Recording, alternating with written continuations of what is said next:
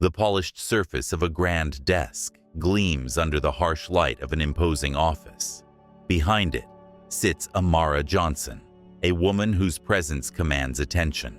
She leans back in her chair, her fingers steepled in front of her, her gaze cold and piercing. Across from her, a man fidgets nervously, sweat beading on his forehead. His name is Mr. Clarke, her former manager. Today, the roles are reversed. "You remember me, don't you?" Her voice, calm but cutting, slices through the silence. "The waitress you humiliated. The girl you said didn't belong here. Funny how tables turn, Mr. Clarke. Funny how I now decide your fate." His mouth opens, but no words come out. He knows. Deep down, he knows. There's no escaping this reckoning. Amara Johnson was no stranger to hard work. In a town where opportunities were as scarce as they were precious, she grew up watching her mother sacrifice everything to keep the family afloat. Her mother's hands, scarred and calloused from endless shifts at the factory, were a testament to a life spent enduring, not thriving. But even in hardship, her mother's words rang clear. "You are capable of more, Amara. You can rise above this, but only if you're willing to fight for it." Amara held onto those words tightly, as if they were a lifeline. She worked harder than anyone in school, balancing her studies with part-time jobs to help pay the bills. Every small victory felt monumental. An A on a tough assignment, a scholarship application submitted, or a day when her little brother could eat his favorite meal without worry. But deep down, Amara knew she couldn't do it alone. She needed something bigger, a real opportunity. And when the chance to work at Clarke's Grill presented itself, it felt like a sign. Clarke's Grill wasn't just any restaurant. It was the crown jewel of the town, a place where locals celebrated milestones and visitors marveled at the fine dining. Getting hired there meant prestige, experience, and for Amara, a chance to prove herself. On her first day, she walked through those doors with a nervous but hopeful heart. The air smelled of freshly baked bread and sizzling steaks.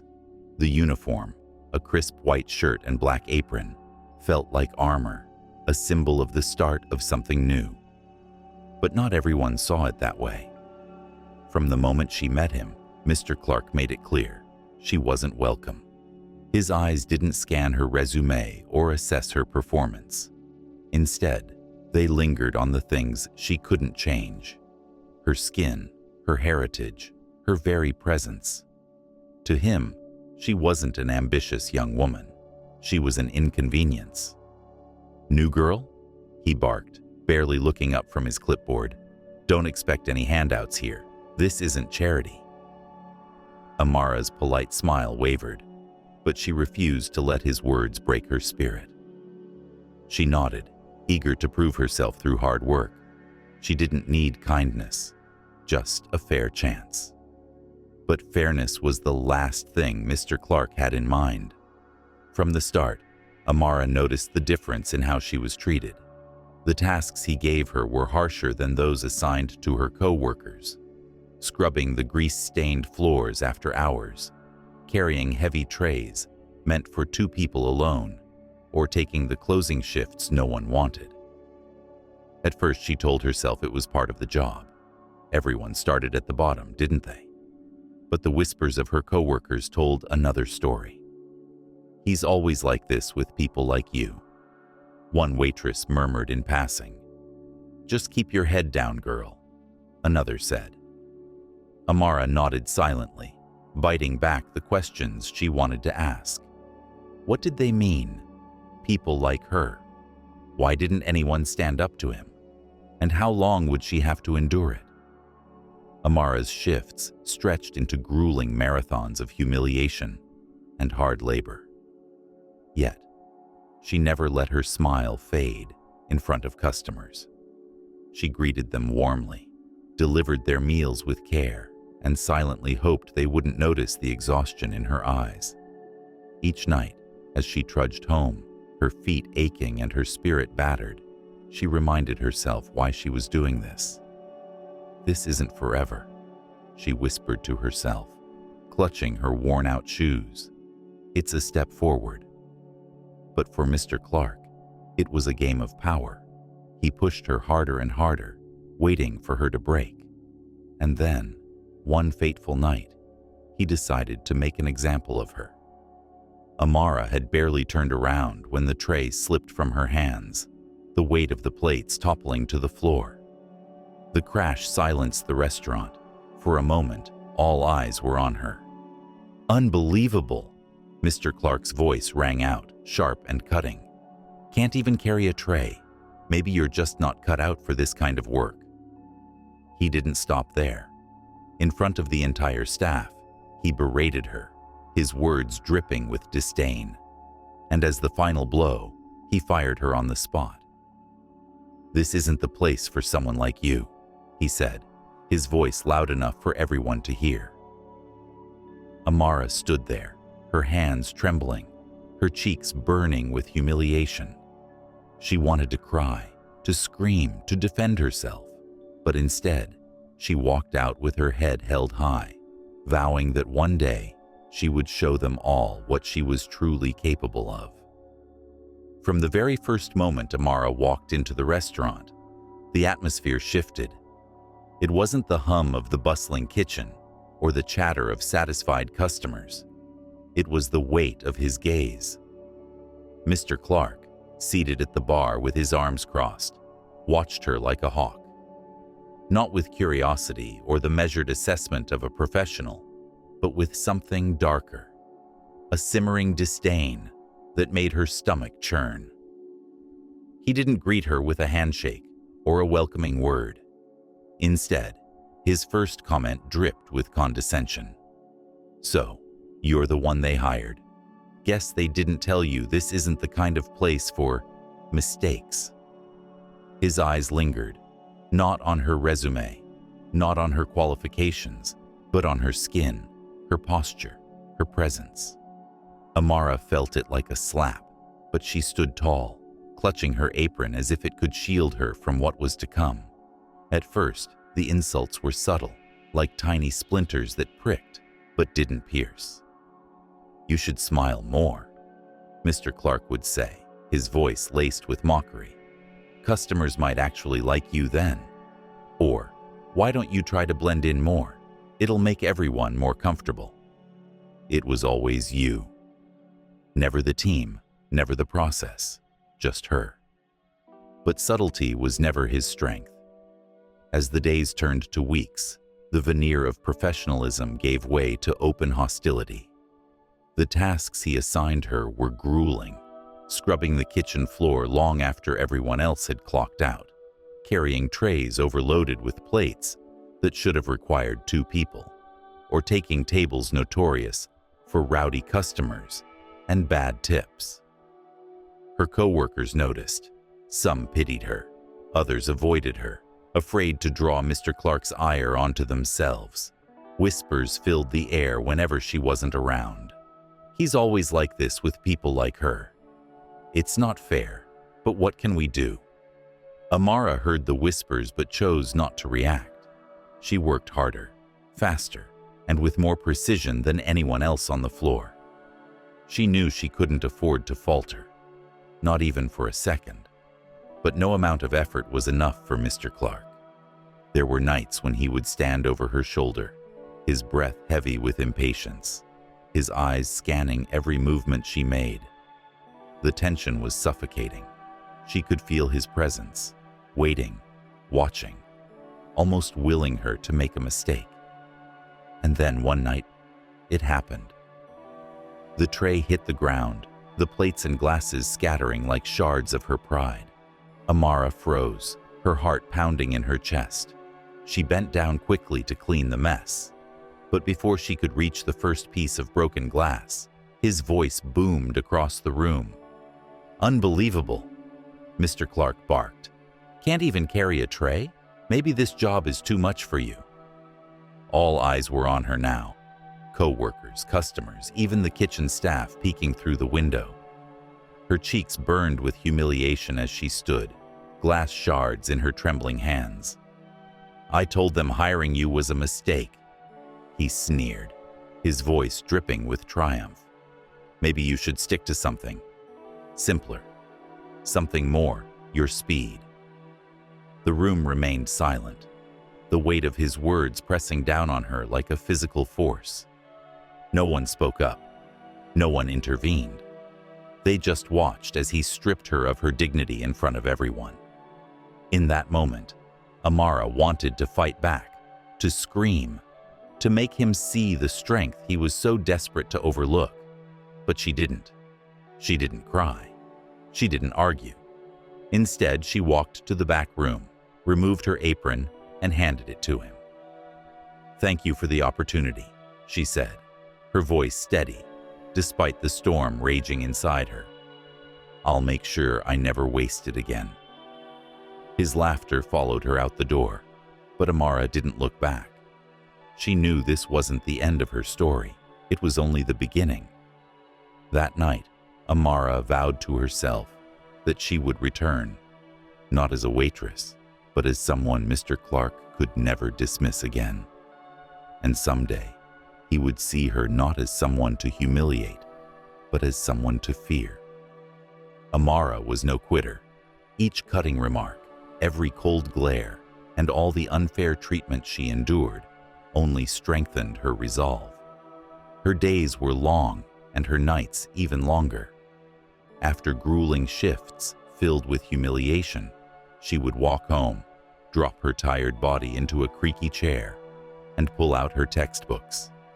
By the dim light of a flickering lamp, she studied relentlessly. Business management, customer service strategies, leadership principles, building a foundation for a future no one else could envision for her. Her determination became a silent rebellion. Every page she turned was a small victory. Every note she took a step forward. She refused to let Mr. Clarke's words define her. She refused to believe she was less than. And for a while, she endured. But endurance has its limits, and Mr. Clarke, unrelenting, arrogant, and cruel, pushed her to hers. It was an unusually busy evening. The restaurant buzzed with activity, tables packed with customers celebrating birthdays, anniversaries, and promotions. The air was thick with the scent of sizzling steaks and freshly baked bread. Amara moved quickly, balancing plates on her arms, her every movement precise. She was in her element, managing multiple tables with ease, earning smiles and compliments from customers. But Mr. Clarke wasn't impressed. He never was. And when a mistake occurred, a wrong order delivered to a table, it didn't matter that the error wasn't hers. To him, it was the perfect opportunity to make an example of her. "Amara!" His voice thundered across the restaurant, silencing conversations. All eyes turned toward her, the weight of their stares settling heavily on her shoulders. She turned slowly, her heart pounding. He stood near the kitchen pass, his face twisted in a scowl, the wrong plate clutched in his hand. "What is this?" he demanded, holding the plate up as if it were evidence of a crime. I didn't serve that table," she replied, her voice calm but firm. She knew she hadn't made the mistake, but her words only seemed to fuel his anger. "Are you calling me a liar?" he snapped, stepping closer. The entire restaurant was silent now, the clatter of dishes and the hum of conversation replaced by an unbearable stillness. Her co-workers froze, too afraid to intervene. Customers whispered behind their hands, their eyes darting between Amara and the man towering over her. And then he said it, the words that would change everything. "You're incompetent, a waste of time and effort. You don't belong here, and you never will. I told them hiring someone like you was a mistake." The world seemed to stop for a moment. Amara felt the heat of humiliation rise to her cheeks. her hands trembling as she gripped the edge of a nearby table. She wanted to shout, to cry, to fight back, but instead, she took a deep breath, steadying herself. "And you know what?" he continued, his voice dripping with venom. "You're fired. Pack your things and leave. You'll never amount to anything anyway." His words hung in the air, echoing through the stunned silence. For a moment, no one moved. No one spoke. The weight of his cruelty pressed down on everyone in the room, but none of them dared to challenge him. Amara straightened her back, her gaze steady, despite the storm of emotions raging inside her. Slowly, she untied her apron, folded it neatly, and placed it on the counter. "Thank you," she said, her voice calm but resolute. "Not for the job, but for showing me exactly what kind of person I'll never become." She turned and walked out, her head held high, the murmur of hushed voices and Mr. Clarke's laughter trailing behind her.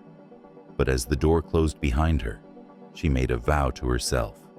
This isn't the end. This is the beginning. That night, as she sat at her desk, her textbooks open, her tears soaking the pages, she wrote a single sentence at the top of her notebook. "I will come back stronger." And stronger she became. While Mr. Clarke continued his reign of prejudice, Amara was quietly building a future that would bring her back to that very restaurant, not as a waitress, but as something far greater. What Mr. Clarke didn't realize that fateful night was that he hadn't broken Amara. He had awakened her. Every cruel word, every unjust task, and every humiliating moment he inflicted on her became fuel for a fire burning within. And when she walked out of Clarke's grill for the last time as a waitress, she wasn't defeated. She was determined. That night, Amara sat at her small, cluttered desk, lit only by the glow of a flickering lamp. She wrote one sentence on a blank sheet of paper. "I will rise above this." Below it, she mapped out her dreams, a detailed plan of what she would achieve and the steps she would take to get there. She knew the road would be long, but she also knew one undeniable truth. She was capable of greatness. Amara didn't waste a single moment. She enrolled in a business management program at a local college, working night shifts at another restaurant to pay her tuition. Balancing her studies and her job wasn't easy, but Amara had learned to endure far worse. Her professors noticed her grit and determination, often staying after class to mentor her. One of them, a former restaurant executive, saw her potential and began introducing her to people in the industry. With each passing year, Amara's knowledge and skills grew. She wasn't just learning about management, she was mastering it. Customer service, employee relations, conflict resolution, financial planning. She absorbed it all. And though the memories of Clarke's grill haunted her, they also pushed her forward. One day, she would whisper to herself in moments of exhaustion, "One day, I'll walk back into that restaurant, not as a waitress, but as someone they'll have to respect." After earning her degree, Amara landed a management position at a popular chain restaurant. It was a modest beginning, but she approached it with the same intensity and passion she had always carried. Her employees admired her fairness and empathy, and under her leadership, sales increased and staff turnover plummeted. Her reputation grew quickly, and soon offers from larger companies began to pour in. Amara climbed the ladder with unwavering determination. Each promotion brought new challenges, but she faced them head-on, proving again and again that she was a force to be reckoned with. Along the way, she never forgot where she came from, or the people who believed in her. Years later, a familiar name appeared in a corporate briefing: Clarke's Grill. The once thriving restaurant was now struggling, its mismanagement dragging it into decline.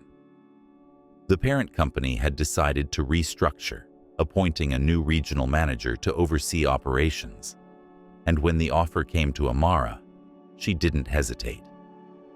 This is it, she thought, her heart pounding as she signed the contract. This is my moment. Amara walked into her new office as regional manager, with the confidence of someone who had fought and earned every step of her success. The weight of her title was not lost on her. This wasn't just a position, it was power. The power to create change, the power to right old wrongs. And then came the day she had been waiting for. She scheduled a visit to Clarke's Grill, now under her jurisdiction. Her name was already whispered among the staff as the new boss, but none of them knew the story that bound her to that place. As Amara entered the restaurant, she was greeted with a mixture of curiosity and fear. The staff straightened their uniforms, the cooks peeked out of the kitchen, and even the customers seemed to sense the change in the air. And then, she saw him. Mr. Clarke, older now, his arrogance dulled by years of declining fortunes, stood near the bar. His eyes widened as recognition dawned. He knew her. He remembered. And in that moment, Amara saw the shift. The realization that the girl he had dismissed so easily had become the woman who now held his fate in her hands. "Mr. Clarke," she said, her voice calm but firm. "It's been a long time. Shall we step into my office?" He followed her, his usual bravado replaced by an uneasy silence. She led him to a small private room where she took her seat behind the desk, a position of undeniable authority. "You remember me, don't you?" she asked, her gaze steady. He nodded, his face pale. "Good," she said, leaning forward slightly, "because I remember everything. And now, we need to have a conversation about the future of this restaurant and your place in it." Amara's journey wasn't just about rising above the hatred and injustice she faced. It was about proving that resilience, determination, and a refusal to give up can turn even the darkest moments into a beacon of triumph. This wasn't just her story. It was a message to anyone who has ever been told they're not enough. You are. And one day, the world will see it too. Amara Johnson sits behind the desk that now defines her authority, an office far removed from the chaos of the restaurant floor where her story began. The room is immaculate, its sleek furniture and polished surfaces reflecting the sharp, disciplined person she's become. Across from her sits Mr. Clarke, the man who once held her career, her dignity, in the palm of his hand. But now, the balance has shifted. He looks smaller now, shrunken by the weight of time and consequence. The man who once commanded attention with his booming voice and condescending demeanor now stares at his hands, unable to meet her gaze. His tie is loosened, his posture slumped. The power he once wielded is gone. Amara leans back in her chair, her eyes scanning him with the calm detachment of someone who has already won the battle. She lets the silence linger, knowing its weight will say more than words ever could. Amara leans back in her chair, her eyes scanning him with the calm detachment of someone who has already won the battle. She lets the silence linger, knowing its weight will say more than words ever could. Amara's lips curve into a faint smile, not of amusement, but of incredulity. She leans forward, resting her elbows on the desk, her gaze piercing through him. "Not personal?" she repeats, her tone sharp yet controlled. "You publicly humiliated me. You belittled me in front of our co-workers, our customers. You told me I didn't belong, not because of my work ethic or my skills, but because of who I am. And now, you're telling me it wasn't personal?" He shifts uncomfortably, his hands gripping the edge of his chair, as if it might steady him. But there's no escape from her words, no refuge from the truth she is laying bare. "I was under pressure," he mutters, his voice barely audible. "The restaurant was struggling. Enough," she interrupts, her voice cutting through his excuses like a blade. "You were under pressure? So was I. I worked twice as hard for half the recognition. I endured your ridicule, your favoritism, your blatant discrimination. But do you know what the difference is, Mr. Clarke? I didn't use my struggles as an excuse to tear someone else down." She stands, walking slowly around the desk, her heels clicking softly against the polished floor. She stops a few steps away from him, crossing her arms as she looks down at the man who once looked down on her. "It's funny," she says, her voice softer now, but no less powerful. "You told me I'd never amount to anything, that I didn't belong, and yet, here we are. I'm your boss now, Mr. Clarke. Your fate is in my hands. How does that feel?" Mr. Clarke's shoulders slump further. He doesn't respond. He can't. The reality of the situation is crushing him, and for the first time in his life, he feels truly powerless. Amara lets the silence linger, watching him with a mixture of pity and resolve. She knows this isn't just about him. It's about everyone who has ever faced what she faced. It's about proving that justice is possible, that resilience can triumph over hatred. "Here's what's going to happen, Mr. Clarke. You will resign, effective immediately. You will do so quietly and without protest, and in exchange, I won't disclose the details of your behavior to the corporate office or the press. Consider this my final act of mercy. Do you understand?" He nods weakly, his voice barely a whisper. "Yes, I understand."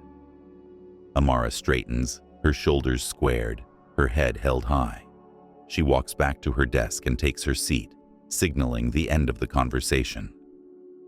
As Mr. Clarke leaves the office, his footsteps heavy with defeat, Amara allows herself a moment to breathe. This wasn't about revenge. It was about redemption. Not for him, but for her. She had taken the pain and injustice of her past and turned it into power, proving to herself and the world that she was so much more than the labels he tried to place on her. Never underestimate someone who refuses to give up, she whispers to herself, a small smile playing on her lips. Amara's story isn't just about revenge. It's about resilience, justice, and the power of rising above those who try to hold you down.